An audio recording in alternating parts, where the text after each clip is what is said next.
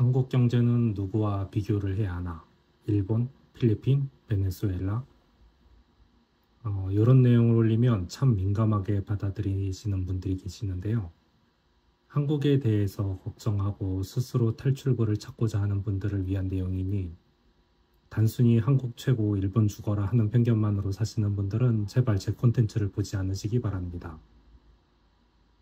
한국이 일본을 따라서 장기 침체에 갈 것인지 아니면 필리핀이나 베네수엘라 같이 몰락의 길로 갈 것인지를 고민해야 하는데 단순히 선진국이니까 성장률이 낮은 게 당연하다고 안심하는 사람들이 많이 보이네요. 물가가 올라서 힘드네 하면서도 유튜브의 댓글이 아직도 여유가 있는 이유는 먹고 사는데 힘들어하는 사람들은 유튜브 자체를 볼 여유가 없고요. 지금 이 콘텐츠를 보고 있는 사람들은 그래도 여유가 있으니까 보기 때문이라고 생각합니다. 보통 이야기에 많이 나오는 급여 수준에서도 낮은 수준에서 허덕이는 사람들이 시간이 남아도라 이런 콘텐츠를 볼 여력이 있을까요? 그러니 인터넷에서 일반적인 듯한 수준은 여유 있는 사람들의 평균처럼 보일 수밖에 없습니다. 우리는 일본의 전철을 밟을 것이라고 경고하는 내용들이 많습니다. 여기서 간과한 것이 한국의 인구죠. 인구가 많았던 일본은 장기 침체가 시작되자마자 내수를 강화해서 경제를 다지기 시작했지만 한국이 수출 침체가 나오고 있는데 여기서 내수로 돌려도 그만큼의 수요가 안 나온다는 것이 일본과의 차이겠죠. 가장 큰 문제는 한국이나 일본이나 슈퍼리치에 속하거나 그에 준한 사람들은 이미 해외에 자본이나 지사들이 있어서 자국 매출 비중이 낮습니다. 당연한 것이 한국 인구 자체가 적기 때문에 같은 물건을 팔아도 팔리는 양 차이가 나기 때문이죠. 때문에 재력이 있는 사람들은 이미 한국의 물가 상승이나 악재가 영향권에 들지 않는다는 이야기입니다.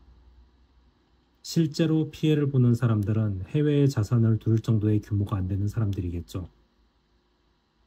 일본이나 필리핀, 베네수엘라, 저소득층이 모두 어렵지 고소득층은 자국에서 살아도 되고 해외에서도 벌어도 됩니다.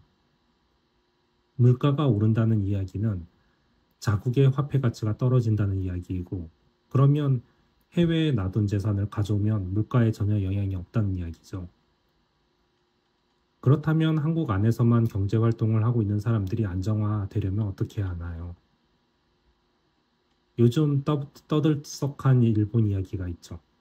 일본은 북쪽 홋카이도에서는 자국 자본 7조 엔을 넣어서 라피더스라는 반도체 기업을 키우고 있고 남쪽의 쿠마모토에는 14조 엔을 부어서 TSMC 공장을 만들고 있습니다. 이 관련 제 영상의 댓글에도 일본을 얕보는 글이 대부분이죠. 언제나 이야기하지만 자국에 대해 자부심을 가지는 것은 좋습니다. 하지만 자부심과 남을 비하하는 것은 전혀 다른 것입니다. 스스로 자부심이 있는 사람들은 남들이 뭐하든 그래 열심히 해봐 하고 격려하는 여유가 있지만 스스로 자부심을 느낄 수 없는 사람들은 어떻게든 상대방을 깎아내려야 안심이 드는 것이죠. 제 콘텐츠를 보시는 분들은 스스로 자부심이 있는 분이시길 바랍니다. 한국의 IT는 단순히 왜 한국인들이 잘해서 성장했다고 생각하시는 젊은 분들이 많지만 1세대 IT 현직자였던 저희 연령대는 한국의 IT 역사를 전부 알고 있죠.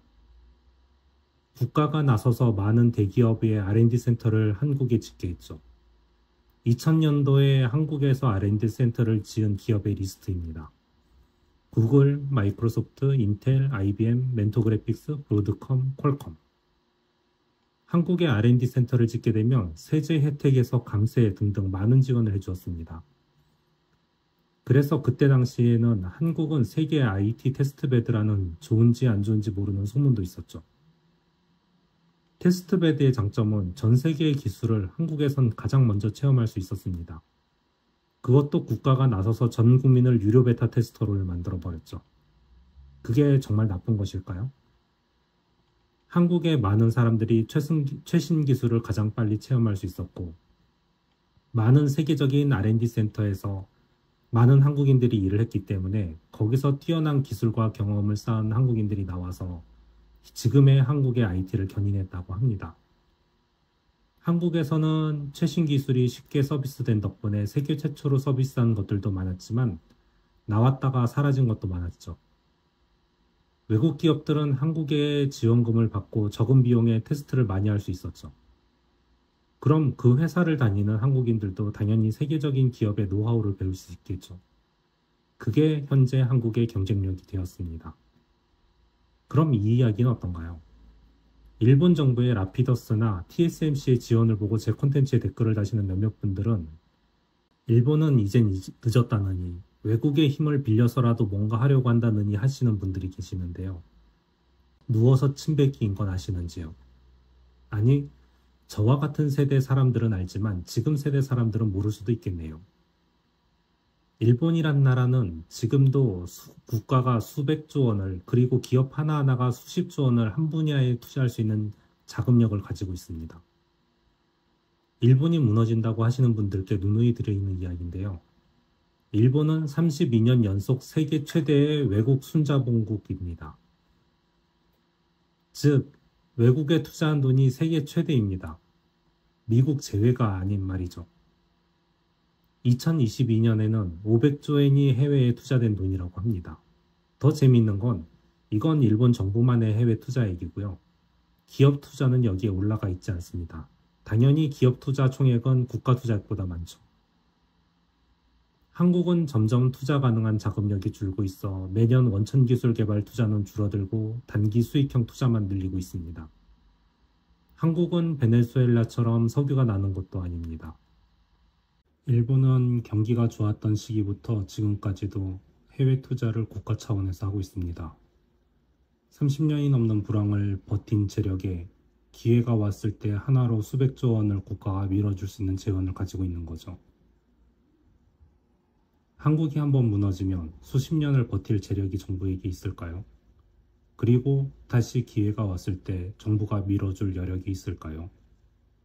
요즘 한국에는 위기의 4월설이 있는데요. 2024년 4월에는 태영건설의 채권 상환이 기다리고 있고 홍콩 지수의 연동 ELS 역시 4월 만기로 인해 수조 원의 손실이 대기하고 있다고 합니다.